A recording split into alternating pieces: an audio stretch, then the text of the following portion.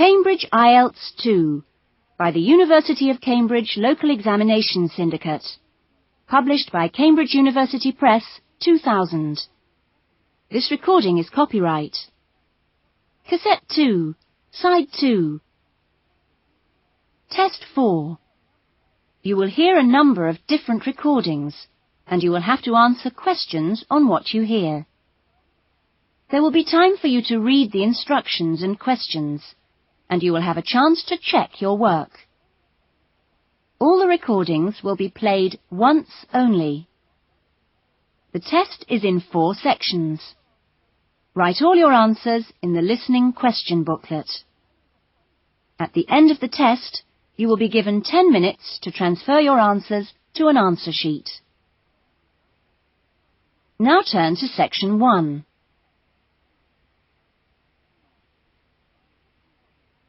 Section 1. Paul is renting an apartment. He has some problems with the property and has decided to report them to the housing agency. First, you have some time to look at questions 1 and 2.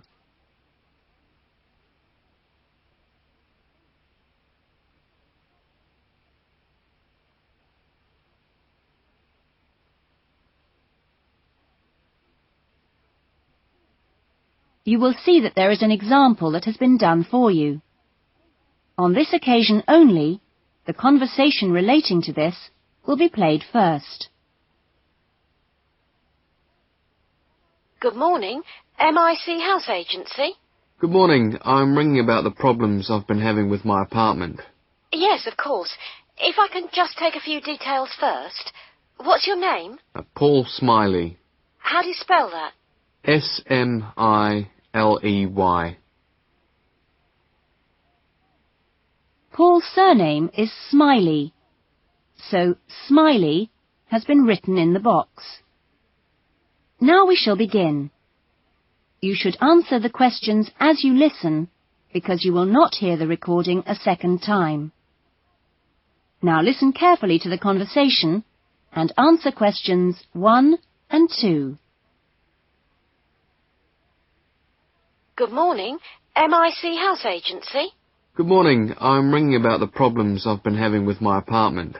Yes, of course. If I can just take a few details first. What's your name? Paul Smiley. How do you spell that? Smiley. Okay.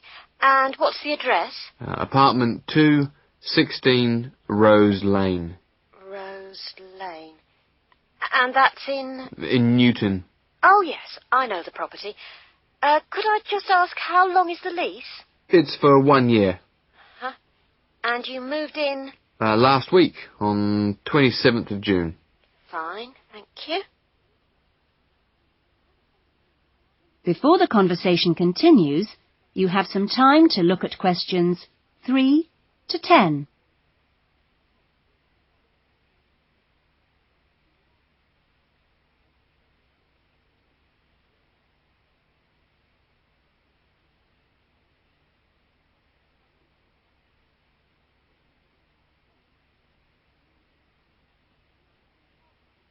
Now listen carefully and answer questions 3 to 10.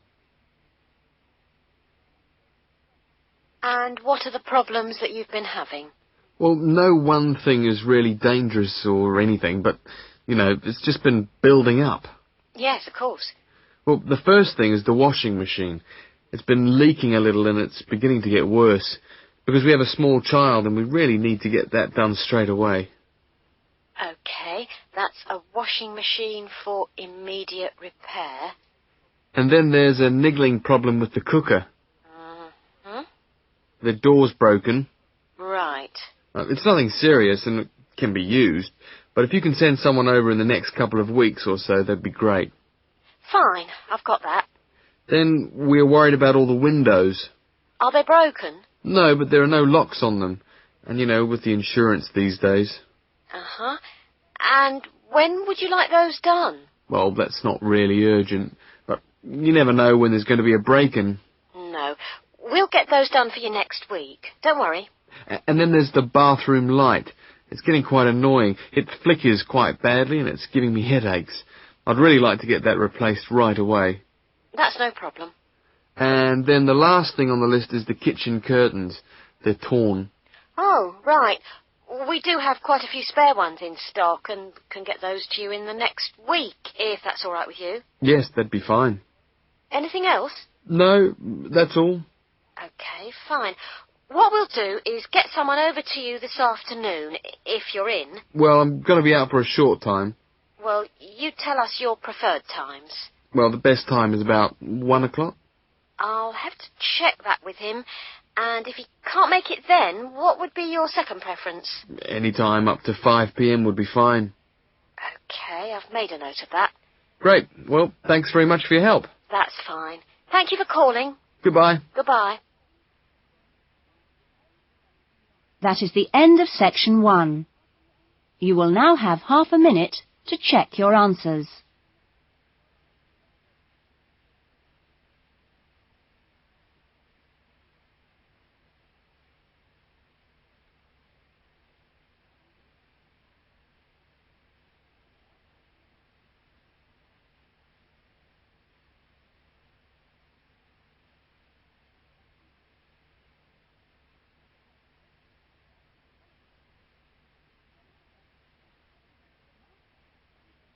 Now turn to section 2.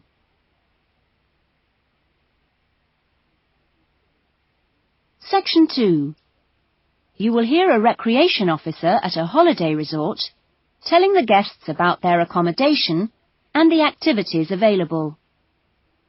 First, you have some time to look at questions 11 to 15.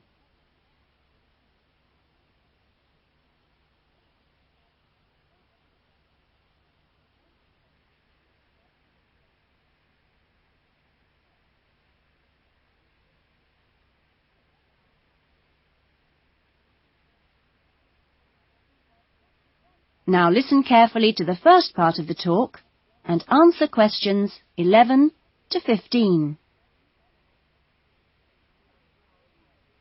Great. Well, hi everyone. My name's Jody, and I'm one of the 4 recreation officers here at Rainforest Lodge. My job is to make sure that you all have a great stay here with us and go away feeling relaxed and refreshed. As you can see, we're literally in the middle of nowhere at the lodge. There are no newspapers or TVs, and there's only one phone, and that's in the office. The lodge is a complete get-away-from-it-all experience, a place to unwind and appreciate the world without a lot of interruptions and distractions. From your cabin balcony, you'll find that you can't see anyone else, and the only noise you should hear is the birds. When the luggage comes, one of the guys will take it across to your cabin for you and make sure you know the way back here to the main center for dinner in the restaurant. Dinner will be served in about an hour or so. All the times of each day's activities are printed on the blue sheet you should have got in the information guides that were handed out on the coach. Each explorer trip has a different focus, so it doesn't matter how many you do or on what day, because there's always something new to discover in the rainforest. Tomorrow, I think we've still got places on the Orchid and Fungi tour. This is on foot and takes you to different parts of the rainforest. Or, if you prefer, there's the 4-wheel drive tour to the waterfalls. Or the fishing trip, where I promise you we'll catch some lunch. And last but not least, the famous crocodile cruise that leaves at 11 a.m. each day. Just in time for the crocodile's lunch. Oh, plenty to choose from here at Rainforest Lodge. Or just sit on your balcony, relax and unwind and enjoy the views. In the evenings, there is the Spotlight Tour, one of my favorites. The Spotlight Tour leaves at sundown and lets you catch a glimpse of some more of the rainforest wildlife as it comes out at dusk to feed. That's a great trip, and if you can, I'd really try to make sure you do it during your stay. You now have some time to look at questions 16 to 20.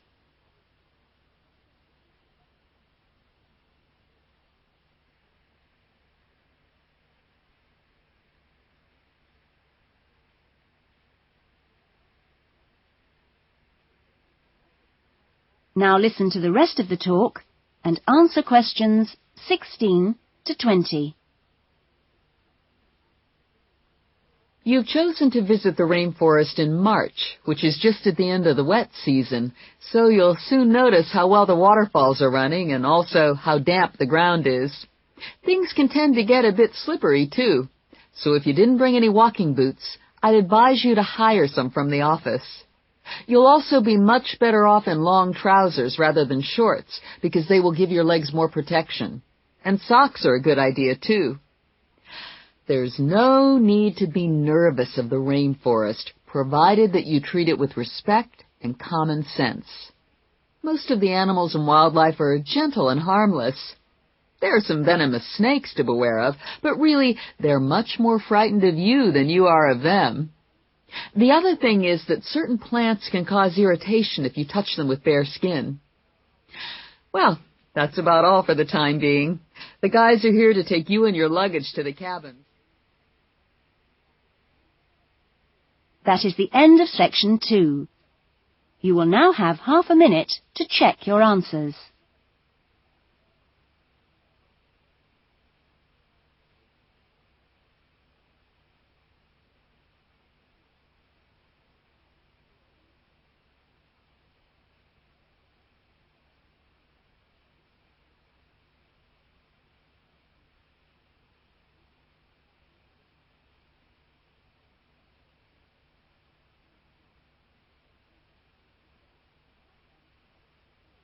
Now turn to section 3.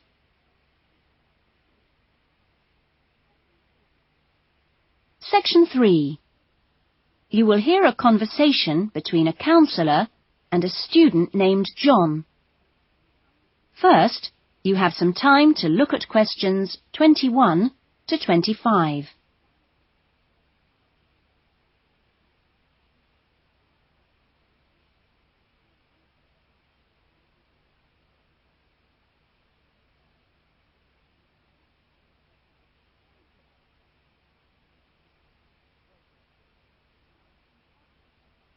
Now listen carefully to the conversation and answer questions 21 to 25. Hello, John. What can I do for you?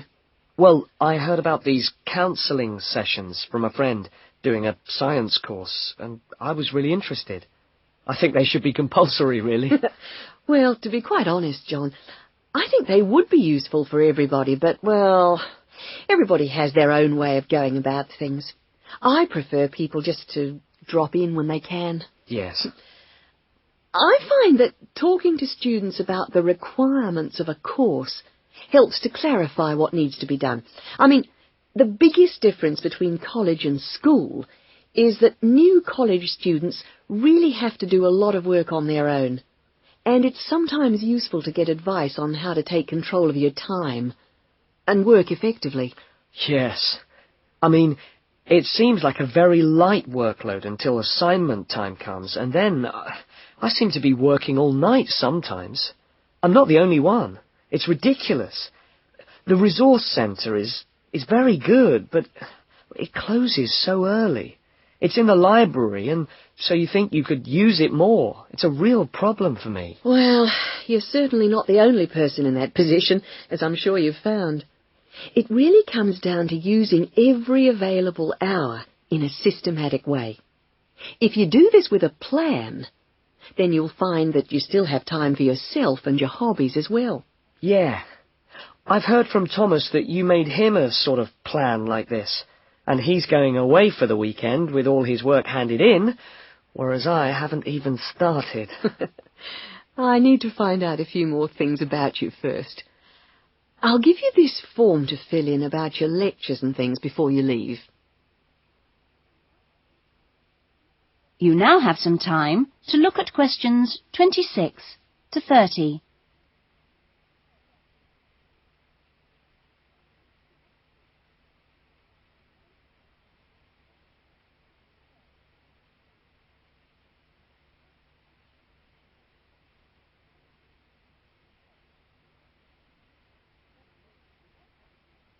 Now listen to the rest of the conversation and answer questions 26 to 30.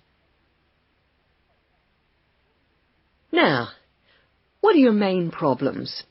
Well, What most concerns me is I'm still not doing very well in my assignments. Well, I know that you plan your writing carefully, but this can come to nothing if the assignment doesn't answer the question. That really is the key. You must read the question carefully and give it a great deal of thought before you even start planning or writing your first draft. It's also vital to check your work for errors. Everybody makes them, and they can influence the person marking the work. So, always take time at the end to check what you've written. As far as listening is concerned, I find it hard to keep up sometimes in lectures, especially 2-hour ones. I sometimes just seem to go off into a dream. It's a good idea to find out from your lecturers if they mind you recording the lectures. Oh. You only need one of those small cassette recorders. Yeah. The quality is pretty good, and a second listening can really clarify things. Something else you can do is check your notes with a friend after the lecture. Yes, that's a good idea. Thanks. It's hard to do all that all the time, though, especially when there's so much reading to do. Yes. It's important, though, not to confine yourself to reading on your subject. You should also read things of general interest that appeal to you. You know, novels, newspapers, that kind of thing. Do you have a good dictionary? Not really. I've never bothered with one. It would probably be a good idea to get one.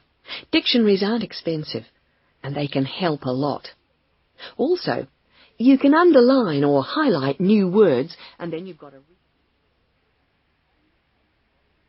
That is the end of section 3. You will now have half a minute to check your answers.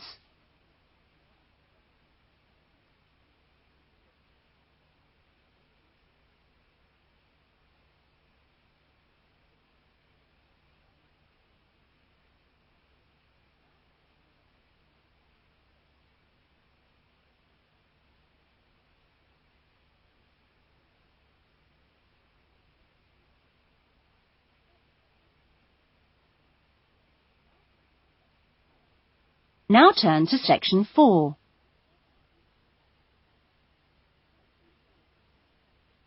Section 4. You will hear a student talking about his research project in a university tutorial. First, you have some time to look at questions 31 to 40.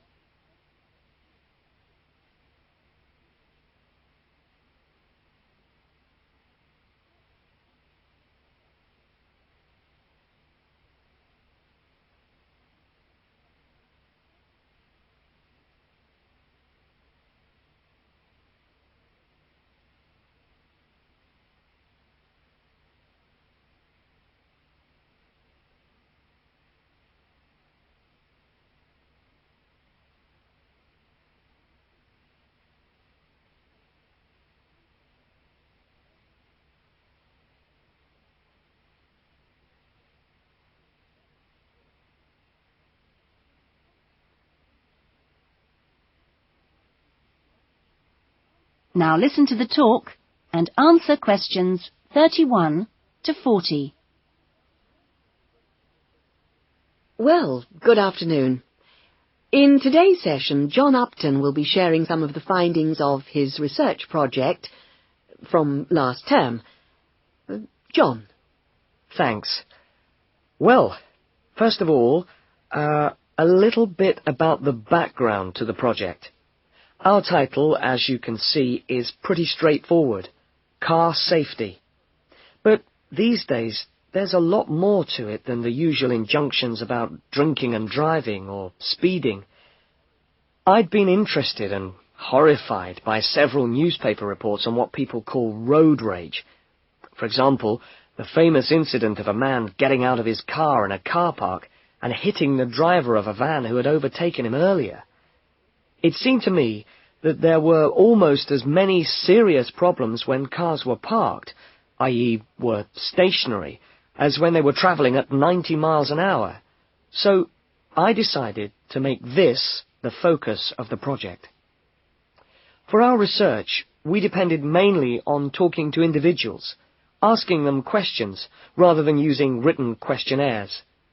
We stopped people at a selected garage on the motorway over a 2-day period and asked them questions about what they'd observed or experienced themselves. Our respondents were both men and women, but the women were just slightly in the majority. We were pleased by the public's willingness to stop and chat to us. In the end, we talked to a total of 135 drivers over those 2 days. So, what were our findings? Well, as you can see, 93% of respondents had had some kind of problem. A surprisingly large percentage, 24%, had had their car damaged in some way. But the main type of incident was being shouted at. 79% had experienced that. 15% had experienced violence on their own persons. They'd actually been hit by someone. The police tended only to be informed when there was physical violence involved. So, what strategies had people developed to ensure their own safety? Let's have a look at the figures here. Well, first of all, it was quite striking that there were often distinct answers from the men and women. It was mainly women, for example, who said one shouldn't ever stop to find out how to get somewhere, whereas it was men who said you should try to avoid looking directly at other drivers. Both men and women... It was women who said you had to tell someone when you were due to get to a particular destination. Then, I had thought that it would be mainly men, but both sexes made the point that it's much safer to get keys out well in advance as you go towards your car. Men were very aware that muggers or whatever might be concealed behind the car. They also made the point that you should leave plenty of room when you park your car, so you can make a quick getaway if you need to. Finally, locking doors at all times. Men didn't think it was quite as important as women, but both gave it a high safety rating. When we asked them what they thought the best improvements had been in the last 5 years in helping with road rage problems...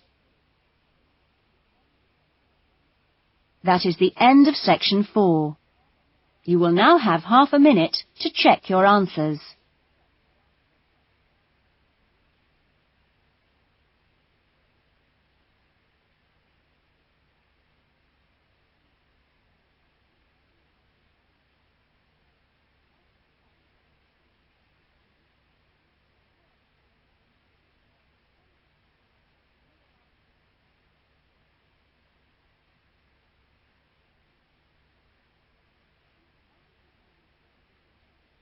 That is the end of the listening test.